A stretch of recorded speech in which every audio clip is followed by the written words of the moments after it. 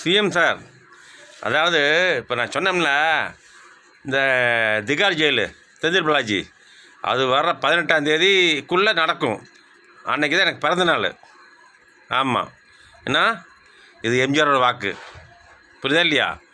ஆகையால் கண்டிப்பாக 12ஆம் தேதிக்குள்ளே ஒரு பிரச்சனை நடக்க போகுது உங்கள் கட்சிக்குள்ளேயே.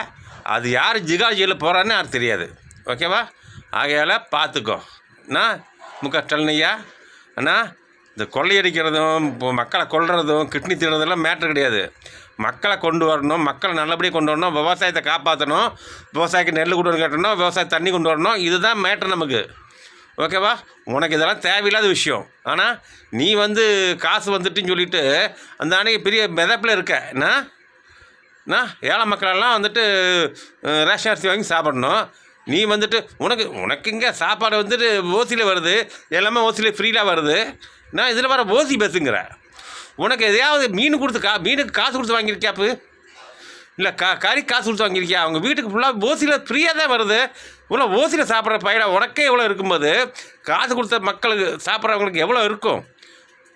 சிஎம் ஐயா, சிஎம் உங்களை தான் சொல்கிறேன். சிஎம் அங்கிள் உங்களை சொல்கிறேன். உங்களுக்கு எல்லாமே ஓசியில் வருது. ஓசியில் சாப்பிட்ற உங்களுக்கே எவ்வளோ இருக்கும்போது காசு கொடுத்தது சாப்பிட்ற மக்களுக்கு எப்படி இருக்கும்? CM sir, CM uncle, CM uncle பார்த்துக்க. எல்லாமே ஃப்ரீயாக வருது. இதில் வேறு மக்களுக்கு ஓசி பஸ்ஸாம். சரி அதை விடு, சொல்லிட்டா விடு. ஆனால் ஃபுல்லாக உங்களுக்கே எல்லாமே ஓசி வருது. ஆகையால் இந்த யார் ஓசி சாப்பாடு சாப்பிட்றா? நீ தான் அப்பு 12ஆம் தேதிக்குள்ளே ஒரு கதை நடக்க போகுது, பார்த்துக்க. ஆனால் விஜயசாமி ஜெயிச்சிடுவான், உண்மை அதுதான். எனக்கு 12ஆம் தேதி பிறந்த நாள், இந்த வாரம் 12ஆம் தேதி 10ஆம் மாதம், அதாவது 1961 12ஆம் தேதி 10ஆம் மாதத்தில் பிறந்த நான்.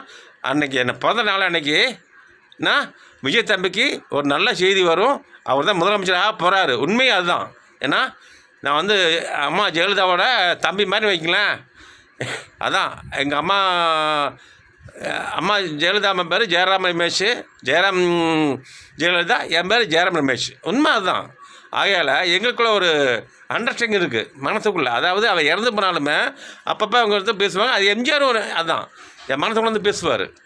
அதெல்லாம் உங்களுக்கு சொல்ல வேண்டிய விஷயம் கிடையாது. எப்படி பேசுவார், எப்படி பேசுவார்னு எம்ஜிஆர் சொன்னதான் உண்மை, ஓகேவா? இது நடக்க போகுது, பார்த்துக்க. ஆனால் அது உங்கள் இஷ்டம். பாய்.